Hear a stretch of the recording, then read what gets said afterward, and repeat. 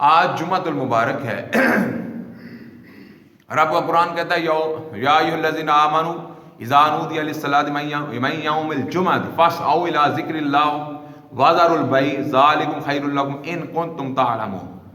کہ ایمان والو، جمعے کے دن اللہ کے ذکر کے لیے دوڑ کے آؤ۔ باقی جتنی نمازیں ہیں ان کے لیے دوڑنا منع ہے۔ دوڑنے سے بندے کی عزت نفس کا حرف آتا ہے۔ نماز کے لیے آئیں، حرام سے تحمل کے ساتھ آئیں، جو رکعت ملتی ہے اس کو پا لیں، جو رہ جائے اس کو پوری کر لیں۔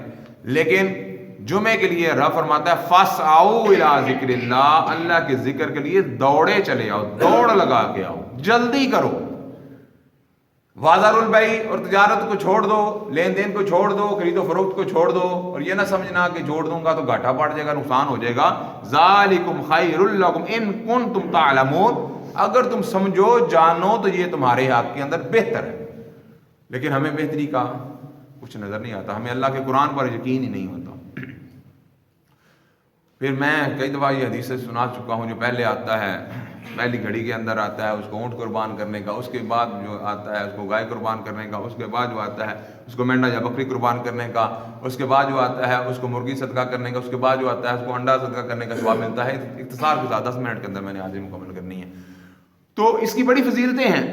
پھر حضور علیہ الصلوۃ والسلام نے ارشاد فرمایا، جو بندہ گھر سے وضو کرے اور پیدل چل کر مسجد میں آئے اور امام کے خطیب کے قریب ہو کے بیٹھے اور لغو بات نہ کرے، جمعے کی ادائیگی کر کے واپس چلا جائے، جتنے قدم چل کر آیا تھا یا چل کر گیا ہے، ہر قدم کے بدلے ایک سال کے روزے رکھنے کا ثواب ملے گا۔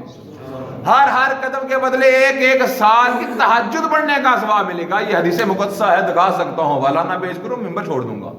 یہ حضور اکرم شفیع معظم صلی اللہ علیہ وسلم نے جمعہ کی فضیلت بتائی ہے۔ پھر حضور علیہ الصلوۃ والسلام نے ارشاد فرمایا، جو بندہ جمعے کے روز اچھی طرح غسل کرے، غسل کر کے وقت پر مسجد کے اندر آئے، خوشبو لگا کے آئے، وہ خوشبو جتنے لوگوں تک پہنچے گی اتنے غلام آزاد کرنے کا اللہ تعالیٰ اس کو ثواب عطا فرمائے گا۔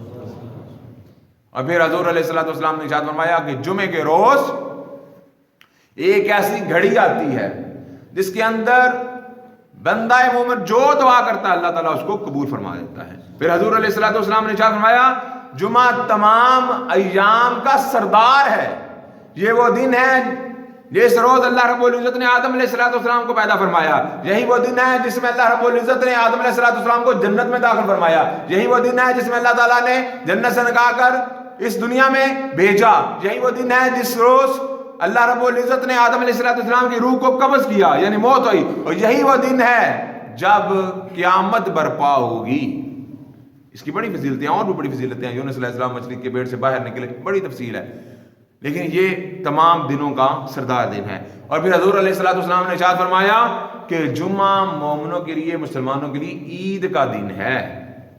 اور بعض روایات کے اندر تو یہ بھی آتا ہے کہ یہ جو عیدین ہیں اس سے بھی جمعے کی فضیلت زیادہ ہے، اس کے بڑے فضائل ہیں۔ پھر حضور نے فرمایا کہ جمعے کے روز کثرت سے مجھ پر درود بھیجا کرو، جمعے کے روز جو درود بھیجے گا میں خود اس کو سنوں گا۔ صحابہ نے پوچھا، حضور آپ سال کے بعد بھی سنیں گے؟ حضور علیہ السلام نے ارشاد فرمایا، میرے صحابہ، اللہ تعالیٰ نے انبیاء اور رسل کے جسموں کو زمین پر، مٹی پر حرام قرار دے دیا ہے کہ انبیاء اور رسل کے جسموں کو یا جسام کو مٹی چھو بھی نہیں سکتی۔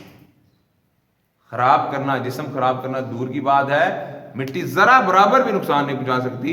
جس طرح انبیاء رسل کو قبر کے اندر رکھا جاتا ہے اسی طرح اللہ تعالیٰ ان کو محفوظ رکھتا ہے، اور قبروں کے اندر زندہ ہوتے ہیں اور نماز ادا کر رہے ہوتے ہیں۔ موضوع نہیں ہے اس ڈیٹیل کے اندر جانے کا۔ تو جمعے کے بڑے فضائل ہیں۔ حضور علیہ السلام نے ارشاد فرمایا، جمعے کے روز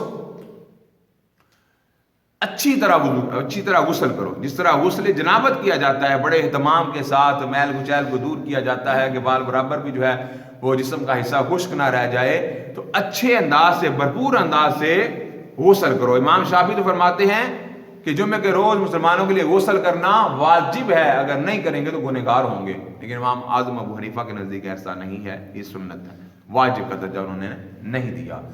اور حضور علیہ السلام نے ارشاد فرمایا کہ جو بندہ جمعے کے روز غسل کرے، مسواک کرے، خوشبو لگائے، مسجد میں آنے میں جلدی کرے، جہاں جگہ ملے وہاں بیٹھ جائے، جمعے کی ادائیگی کرے، لغو بات نہ کرے، ایک جمعے سے لے کر اگلے جمعے تک جتنے اس سے گناہ ہوں گے اللہ رب العزت ان کو معاف فرمائے۔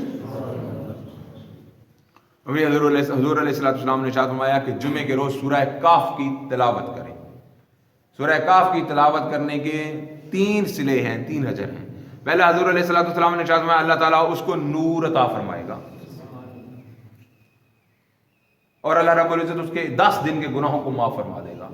دوسرا، حضور علیہ السلام نے ارشاد فرمایا کہ جو بندہ سورہ کاف کی تلاوت کرنے والا ہوگا، جب دجال کا فتنہ آئے گا، اس دجال کے فتنے کے وقت بھی اللہ رب العزت اس کے ایمان کو محفوظ رکھے گا۔ بڑے فضائل ہیں، 10 دن کے گناہ معاف ہو گئے، نور مل گیا، دجال جیسے عظیم فتنے کی آمد پر بھی اللہ تعالیٰ اس بندے کا ایمان محفوظ رکھ لے، اس بندے کو اور کیا چاہیے۔ اور پھر کسی دن کے نام پر اللہ رب العزت نے سورت کا نزول نہیں فرمایا۔ قرآن مجید فرقان حمید میں اللہ رب العزت نے سورہ جمعہ کے نام پر ایک پوری سورت رکھی ہے۔